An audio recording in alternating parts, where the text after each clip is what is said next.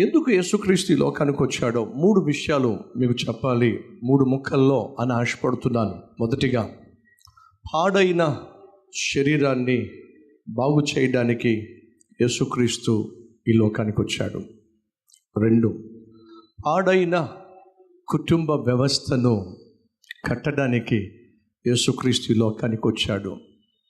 వీటన్నిటికంటే అతి ప్రాముఖ్యమైన కారణం, పాడైన మనిషిని బాగు చేయడానికి యేసుక్రీస్తు ఈ లోకానికి వచ్చాడు. మొదటిగా, పాడైన శరీరాన్ని బాగు చేయడానికి యేసు ఈ లోకానికి వచ్చాడు. మీ బైబిల్లో ఒకవేళ మీరు తెరిచినట్లయితే మార్కు సువార్త 5వ అధ్యాయము 25వ వచనం. మొదటిగా, పాడైన శరీరాన్ని బాగు చేయటానికి యేసు ఈ లోకానికి వచ్చాడు. కానీ అది ప్రధాన కారణం కాదు. అతి ప్రధానమైన కారణం, పాడైన మనిషిని పరిశుద్ధునిగా మార్చటానికి యేసుక్రీస్తు వచ్చాడు. అది అతి ప్రధాన కారణం, అసలైన కారణం. అదే సమయంలో ఈరోజు మన జీవితంలో చాలా సమస్యలు ఉన్నాయి. ఆ సమస్యల్లో ఒక సమస్య పాడైన శరీరం, మరొక సమస్య పాడైపోతున్న కుటుంబం, అతిపెద్ద సమస్య పాడైపోతున్న ప్రజలు. బాగు చేయటానికే యేసు ఈ లోకానికి వచ్చాడు. 25వ వచనము. 12 ఏండ్ల నుండి రక్తస్రావము రోగము కలిగిన ఒక స్త్రీ ఉండెను. ఆమె అనేక వైద్యుల చేత ఎన్నో తిప్పలు పడి తనకు కలిగినదంతయు వ్యయము చేసుకొని ఎంత మాత్రమును ప్రయోజనము లేక మరింత సంకట పడెను. ఇక్కడ ఒక స్త్రీ సమస్య గుండా వెళుతుంది. సమస్యలు సాధారణంగా 3-4 రకాలు ఉంటాయి. 1 ఆత్మీయ సమస్య, 2 అనారోగ్య సమస్య, 3 ఆర్థిక సమస్య, 4 అనేక సమస్యలకు ఆధారం. ఈ స్త్రీ కలిగి ఉన్న సమస్య అనారోగ్య సమస్య. ఈ అనారోగ్య సమస్యలో 2 రకాలు. ఒకటి చెప్పుకోగలిగిన అనారోగ్యం, మరొకటి చెప్పుకోలేని అనారోగ్యం. సమస్యల్లో కూడా అంతే. ఒకటేమో చెప్పుకోగలిగిన సమస్య, రెండోదేమో చెప్పుకోలేని సమస్య. ఒకవేళ ఈరోజు మీ జీవితంలో ఏదైనా చెప్పుకోలేని సమస్య ఉన్నట్లయితే, ఆ సమస్యను దేవునికి చెప్పినట్లయితే ఆ సమస్యకు ఆయన పరిష్కారం కలిగిస్తాడు. ఈ సహోదరికి ఉన్న సమస్య 1 సంవత్సరం కాదు, 2 సంవత్సరాలు కాదు, 3 సంవత్సరాలు కాదు, 4 సంవత్సరాలు కాదు. ఎన్ని సంవత్సరాలుగా ఆ సమస్య తనను వేధిస్తుంది, బాధిస్తుంది అని అంటే సుమారు 12 సంవత్సరాలుగా ఈ స్త్రీ చెప్పుకోలేని సమస్యతో సతమతమైపోతూ ఉంది. సహజంగా సాధారణంగా మనం కలిగి ఉన్న సమస్యను అమ్మకో, నాన్నకో, తోబుట్టుకో, స్నేహితునికో, బంధువునికో ఒకవేళ మనం చెప్పుకున్నట్లయితే ఎంతో కొంత సమస్య మనల్ని బాధిస్తున్నప్పటికీ ఎంతో కొంత ఉపశమనం ఉంటుంది.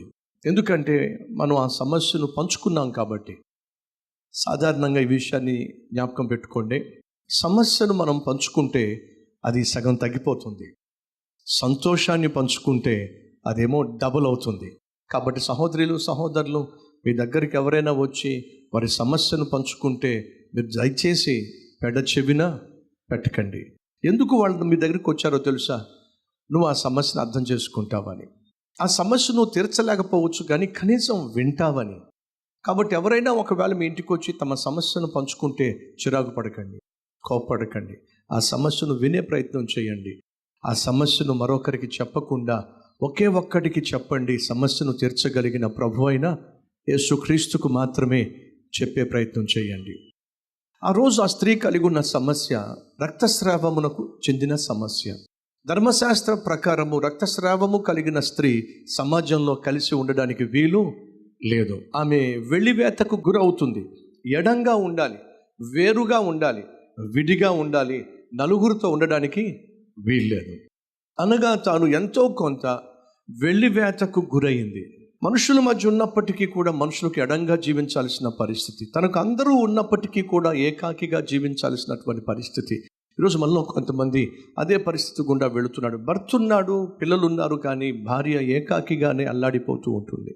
భార్య ఉంటుంది, బిడ్డలు ఉంటారు, కానీ భర్త అనేక సందర్భాల్లో తను కలిగి ఉన్నటువంటి సమస్యలు భార్యకు చెప్పలేక, బిడ్డలకు చెప్పలేక ఒంటరిగానే పోరాడుతూ ఉంటాడు. ఈరోజు మన మధ్య ఎవరైనా ఉన్నారా? నాకున్న సమస్య నా భార్యకు నేను చెప్పుకోలేకపోతున్నా, నాకున్న సమస్య నా భర్తకు చెప్పుకోలేకపోతున్నా, నాకున్న సమస్య నా బిడ్డలకు చెప్పుకోలేకపోతున్నా. కొంతమంది తమ్ముళ్ళు, చెల్లెళ్ళు కూడా వాళ్ళు సమస్యలు గుండా వెళుతారు.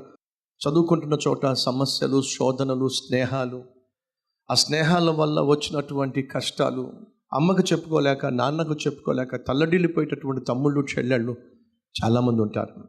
ఈరోజు ఒకవేళ తమ్ముడిగా చెల్లిగా అమ్మకు నాన్నకు చెప్పుకోలేనటువంటి సమస్యతో నువ్వు సతమతం అవుతున్నావేమో.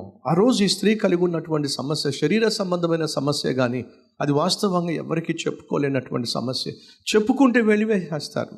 ఆ రోజు తన జీవితంలో విసిగి వేసారిపోయినటువంటి ఆ స్త్రీకి ఎవరో చెప్పారటండి. ఏం చెప్పారో తెలుసా? ఎంతకాలం నిరాశ గుండా వెళ్తావు, నిస్పృహ గుండా వెళ్తావు. ఒకవైపు శారీరకంగా నలిగిపోతున్నావు, మానసికంగా నలిగిపోతున్నావు, కృంగిపోతున్నావు. నీకు ఒక శుభవార్త. నా ముఖానికి ఏమిటి శుభవార్త? రేపో మాపో చచ్చిపోయేదానికి నా జీవితంలో శుభవార్త ఏముంటుంది చెప్పు. నిజంగానే ఇది శుభవార్త. ఏమిటది? ఎవరో యేసుక్రీస్తట ఎటువంటి రోగానైనా ఆయన బాగు చేస్తున్నాడట. కుంటి వాళ్లకు కాళ్ళు ఇస్తున్నాడట, గుడ్డి వాళ్లకు కళ్ళు ఇస్తున్నాడట, కుష్ఠరోగులను సహితము చేరదీసి వారిని బాగు చేస్తున్నాడట, చచ్చిపోయిన వారిని సహితము ఆయన లేవనెత్తుతున్నాడట. అంత గొప్పవాడు, అంత గొప్ప దేవుడు నాకెక్కడ దొరుకుతాడులే. నువ్వు చెప్పినట్టుగా ఆయన నిజంగా అంత గొప్పవాడైతే, చచ్చిపోయిన వారిని లేవనెత్తగలిగిన వాడైతే ఆయన నాకెప్పుడు దొరకాలి? ఏమిటి చచ్చిపోయిన వాళ్ళని బ్రతికిస్తాడంటున్నావు? కుంటోళ్ళకి కాళ్ళు, కుష్ఠరోగులను కూడా బాగు చేశాడంటున్నావు. ఆయన చాలా బిజీగా ఉండుంటాడులే. అలాంటి దాన్ని పట్టించుకునే సమయం ఉంటుందా? పిచ్చిదానా? ఆయన ఎక్కడో కూర్చొని రమ్మంటలేదే. ఎక్కడ కష్టంలో ఉన్నారో వాళ్ళ దగ్గరికే వస్తున్నాడే అని చెప్తుందో లేదో. యేసుక్రీస్తు నడుచుకుంటూ వచ్చేస్తున్నాడండి. వస్తున్న వెంటనే పక్కన్న వ్యక్తి అదిగో ఆయనే ఆయనే ఆయనే యేసుక్రీస్తు. ఏమిటి నువ్వు మాట్లాడుతున్నప్పుడే వచ్చేసాడేమిటే? ప్రార్థన చేస్తే ప్రత్యక్షమయ్యేవాడు నా ప్రభు అయిన యేసుక్రీస్తు. కానీ ఆయన వస్తున్నప్పుడు జరిగింది ఏమిటయా అంటే, చుట్టూ జనం అండి. ఇంతమంది జనంలో దాచిపెట్టినటువంటి రోగాన్ని ఎలా బయట పెట్టగలను? ఒకవేళ దాచిపెట్టినటువంటి రోగాన్ని బయట పెడితే చిచ్చి రక్తస్రావంతో ఉన్నదానివి ఇక్కడికి ఎలా వచ్చావు అని చెప్పి అందరూ అనేస్తారేమో, తరిమేస్తారేమో అని చెప్పి ఆ 12 సంవత్సరాలుగా రక్తస్రావం కలిగినటువంటి స్త్రీ యేసయ్యను కలవడానికి కష్టపడాల్సి వచ్చిందండి. కానీ యేసును చూసినప్పుడు అందరు డాక్టర్ లాంటి వాడు కాదు. వైద్యులకు ఆయన పరమ వైద్యుడు. వైద్యులకు పరమ వైద్యుడు. యేసును చూసినప్పుడు, ఆయన ముఖాన్ని చూసినప్పుడు ఆయన ముఖంలో ప్రేమ కొట్టొచ్చినట్టుగా కనిపిస్తుంది. కనికరము, దయ, దాక్షిణ్యము కొట్టొచ్చినట్టుగా కనిపిస్తుంది. ఆయన చూస్తుంటే ఆయనలో ఉన్న మహిమ ఎక్కడ ఎప్పుడు ఆమె చూడలా. ఆమెకేమనిపించిందో తెలుసా? ఈయనను చూస్తుంటే నాకు అనిపిస్తుంది, ఈయన నాతో మాట్లాడిన అవసరం లేదు, నా మీద తల మీద చేయి పెట్టాల్సిన అవసరం లేదు, ఈయన వస్త్రపు చెంగు ముడితే చాలు నేను బాగుపడిపోతాను అనే నమ్మకం కలిగిందండి. ఆ అద్భుతమైనటువంటి అనారోగ్యంతో అల్లాడిపోతున్నటువంటి అనాథకు అనేక మంది యేసు చుట్టూ ఉన్నప్పుడు యేసు యొక్క వస్త్రపు చెంగు ముట్టిందో లేదో ఆమె కలుగున రక్తస్రావం ఆగిపోయింది.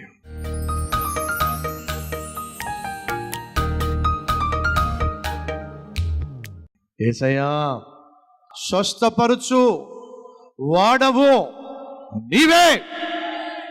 ఈ క్షణమే నాయనా ఆ సహోదరుణ్ణి, ఆ తమ్ముణ్ణి, ఆ చెల్లిని, ఆ తల్లిని, ఆ తండ్రిని ఇప్పుడే ఈ క్షణమే నీ గాయపడిన హస్తమును చాపి ముట్టి స్వస్థపరచమని ఈ క్షణమే వారి శరీరంలో అద్భుతం జరిగించమని, జరిగిస్తున్నందుకు వందనాలు నాయన. ఒకరు కాదు, ఇద్దరు కాదు, 1000 మంది కలిసి వీరి కోసం ప్రార్థన చేస్తున్నారు. యేసు నామం పేరట ప్రతి విధమైన రుగ్మతను, ప్రతి విధమైన అనారోగ్యాన్ని బంధిస్తున్నాం తండ్రి. సంపూర్ణ ఆరోగ్యము, స్వస్థత యేసు నామ మహిమార్థమై ప్రకటన చేస్తున్నాం, విడుదల చేస్తున్నాం, నమ్ముతున్నాం. అద్భుతం చేశావని, మా సహోదరిలో అద్భుతాన్ని కళ్ళారా చూసే భాగ్యం దయచేయమని యేసు నామం పేరట వేడుకుంటున్నాం తండ్రి. ఆమేన్.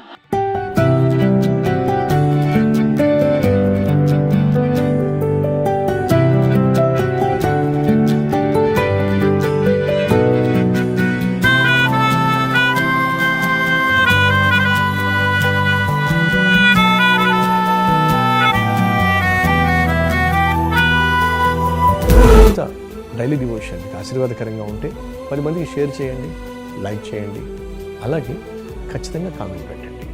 మళ్ళీ రేపు ఇదే సమయంలో మరొక అద్భుతమైన డైలీ డివోషన్ మీ ముందుకు రాబోతున్నాను.